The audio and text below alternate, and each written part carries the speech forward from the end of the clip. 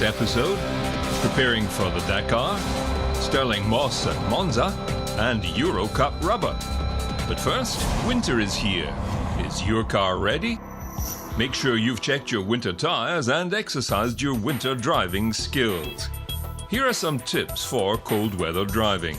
This is what it should look like. A brand new winter tyre must have a tread depth of around 8 millimeters. This guarantees a perfect grip on snow and ice in winter. As the tread depth decreases, meshing with the snow declines over time. In general, the tread depth has a decisive influence on aquaplaning safety and on braking on wet surfaces. Legislators prescribe a minimum tread depth of 1.6 millimeters for summer and winter tyres. However, this is much too low from a technical perspective. The tests show a disproportionate decline in tyre performance on snow and ice from a residual tread depth of as much as 4 millimeters. The tread depth is an actual fact, very straightforward. I only need a €2 coin. You take the coin and place it here between two tread bars. In this case, I can't see the edge, which means everything is okay. If I could see the bottom edge, that would mean that I have a residual tread depth of less than 4 millimeters. That would mean that I need new winter tyres. My tip would be just to check the tyres regularly, and that will keep us safe on the roads when the weather gets cold.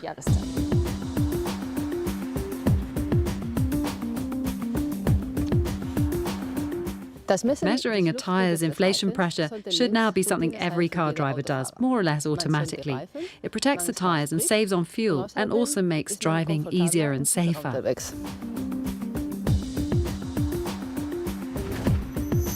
The principle here is that the air in the tyre ensures stability and load-bearing capacity. If the inflation pressure is too high, the ride comfort and the braking performance deteriorate as the tyre contact area is clearly reduced.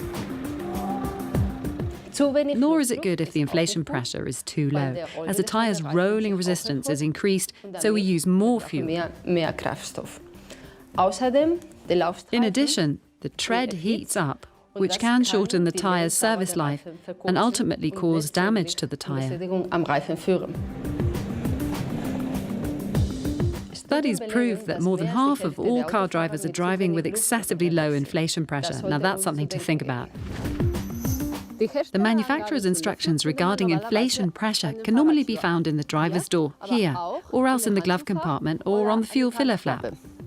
A small tip, it's best to check the inflation pressure every 2 weeks and to do so when the tyres are cold. This will allow you to drive safely and save fuel.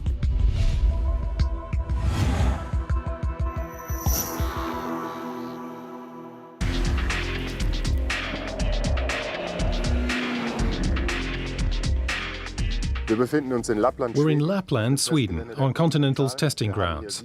We have 7 different test tracks available here, with a total length of over 10 kilometers. This means we can cover more or less every surface condition that can arise on a road. Dry asphalt, wet asphalt, different ice surfaces, snow surfaces, we have sloped hills and handling courses. Our test engineers can find optimum conditions for testing our new winter tyres here.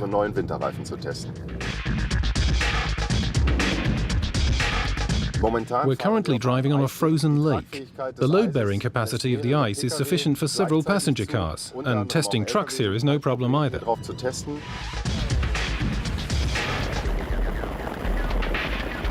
A newly developed winter tyre at Continental must endure around 500,000 test kilometres and undergo around 20 test disciplines to achieve market readiness.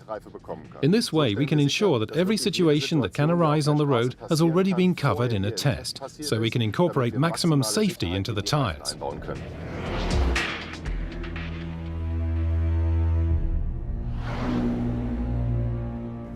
Black ice is certainly the most dangerous situation in wintry conditions. It's crucial that I anticipate the road ahead when driving. I can't carry out any abrupt braking maneuvers. The important thing is not to allow any situations to arise that could surprise me as a driver. If the vehicle starts skidding, like now, I must distinguish between 2 cases, oversteering and understeering. In the event of oversteering, it's vital that I try to get the rear under control as quickly as possible. This means that I continue countersteering as long as the vehicle is moving sideways. Understeering means moving the vehicle by means of the front axle. The important thing here is to steer only in the manner permitted by the driving surface, to retract the steering slightly and step on the clutch so that I don't transmit additional driving or braking forces. That way I can build up maximum lateral force on the front axle. When braking on black ice, it's important to build up full braking pressure as quickly as possible. This means stepping on the clutch and the brake very quickly at the same time, so I can ensure I achieve the shortest possible braking distance. Of decisive importance in handling the vehicle on ice and other extreme situations is systematically coordinating the different components in the vehicle.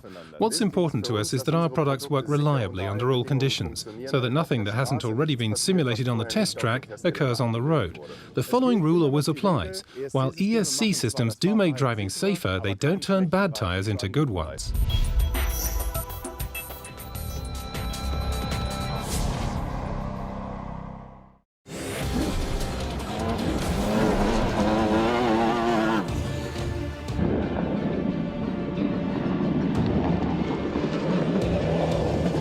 Peugeot have updated their 208 DKR Racer for the challenging Dakar 2016 rally. It's a more powerful version of the same engine with improvements in bodywork, aerodynamics and suspension. Testing in Spain and Morocco has put the updated design through its paces. The 208 DKR has already debuted with an overall win at the China Silk Road Rally.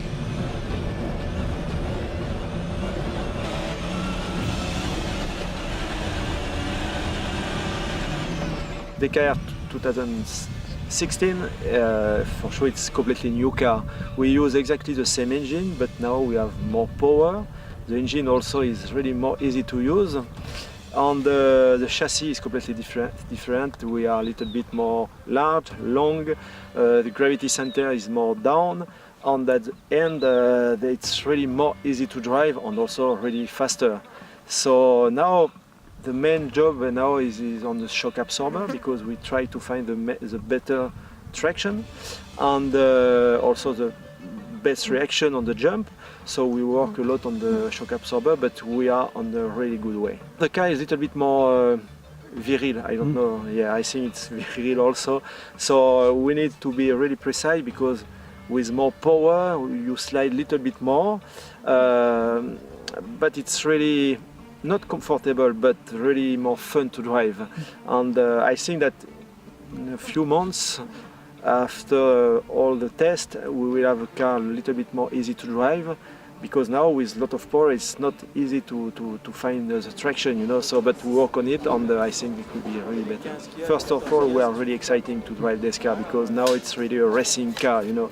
Last year it was the first year the car was not really good, but now it's really a racing car with power, very fast on the jump, on the corner also, and we are really confident. And also all the team, everybody has one more year of experience for the mechanics, for engineers, for everybody, so we are really more confident. In the sand, I was really surprised.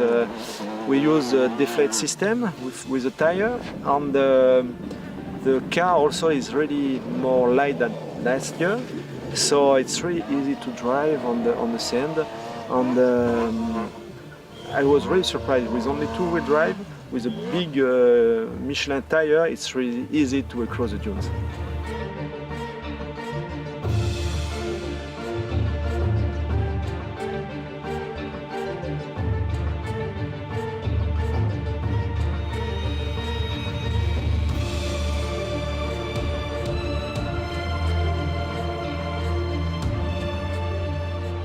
Yeah, it has been really good testing.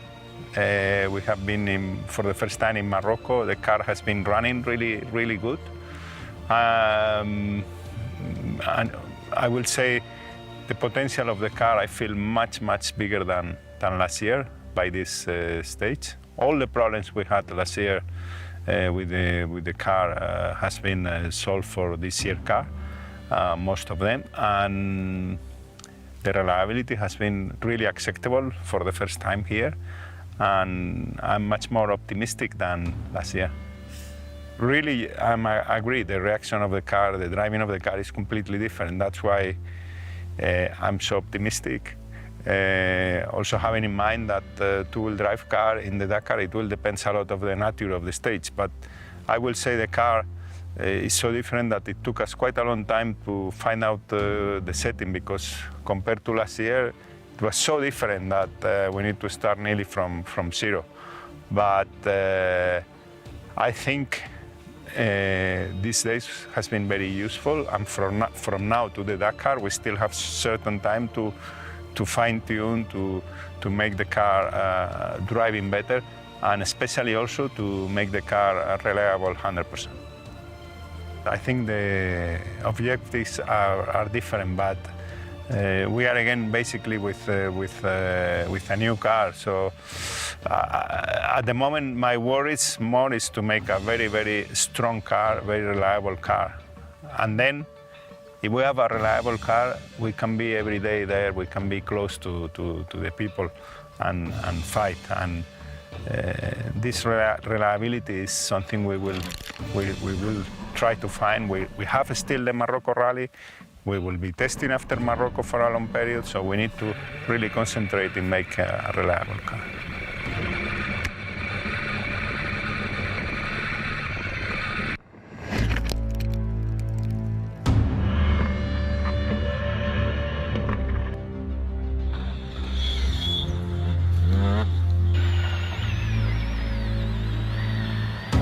Atrás, 72 delante.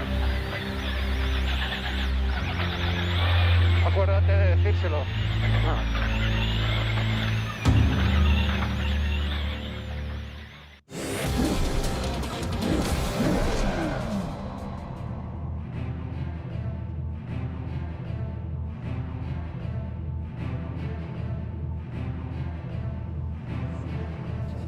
Ich komme.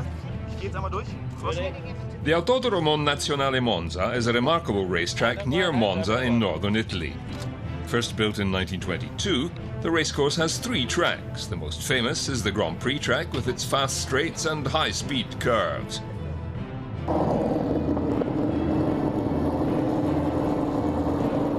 These banked corners include the Curva Grande, Curva di Lesmo, the Variante Ascari and the Curva Parabolica. The course allowed drivers to maintain full throttle for 80% of the track. In the early days of Formula One, the bravery of drivers on this track was unquestioned. You know, bravery and stupidity are very closely related. And you know, if you do certain things at one time, it might be brave, whereas another time it would be stupid to do it. But I think the great thing about motor racing with difficult circuits is that it allows drivers with the greater ability, like Lewis and so on, to be able to ignore that and not take any notice of it.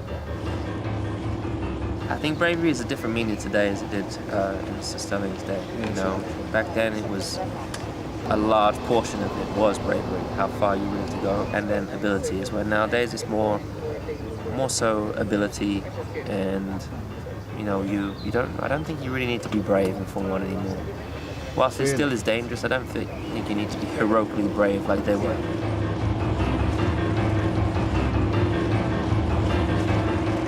I wasn't that keen on the banking, frankly, because I was driving once here and I'm going round the top of the banking at about 300 kilometers and the steering broke.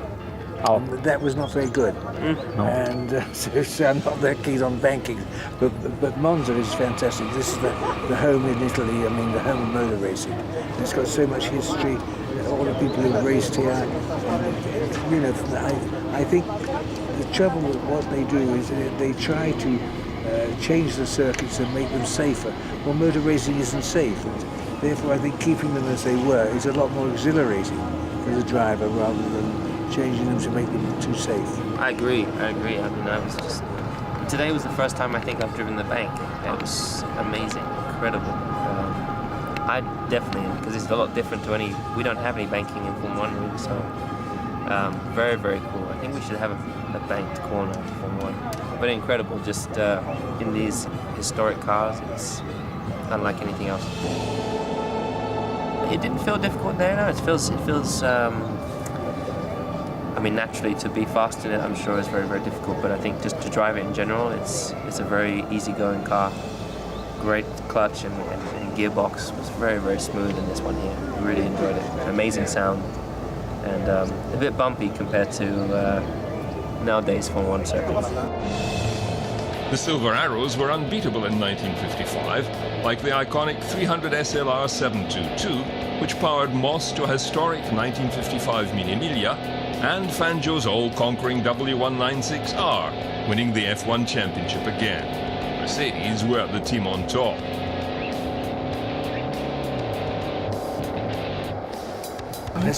Well, when you drive a Mercedes, that's as good as it gets.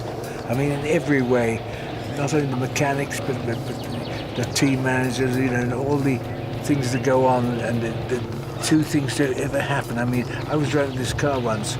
This broke up here, the windscreen, and I had to come in. 49 seconds later, I went away with one fitted, which is pretty quick. But the next race, if that broke, you just push a button here and another one came up. And you know, that's the way Mercedes work.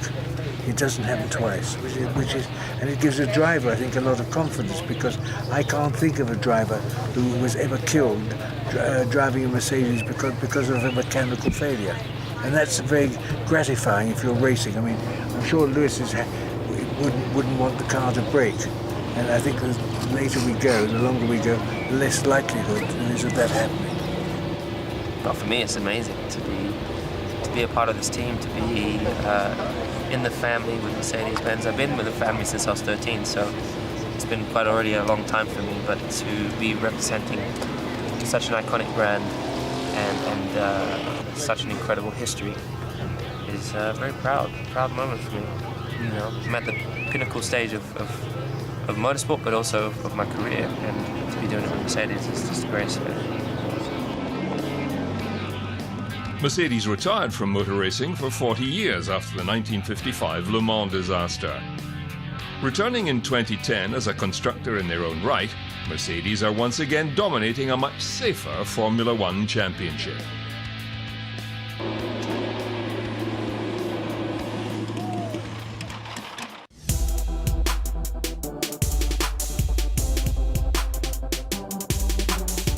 Everything about the Seat Leon Eurocup 2015 moves on wheels. And one of the big reasons for this is down to Yokohama, the official tyre partner and supplier from this current season.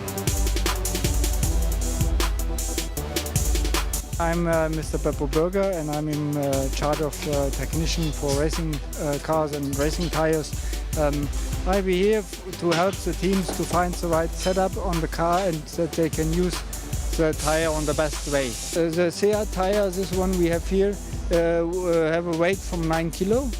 The wide is 250 millimeters, the diameter is 660 millimeter on 18-inch rims.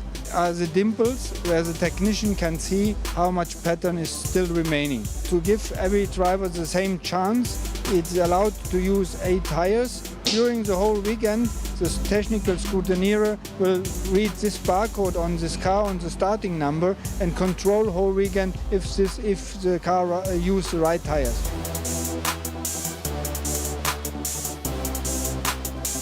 We work in every country worldwide. So as far as I know, there's no country without Yokohama, Brendan. And yeah, it's about 10 to 12 championships worldwide that we supported.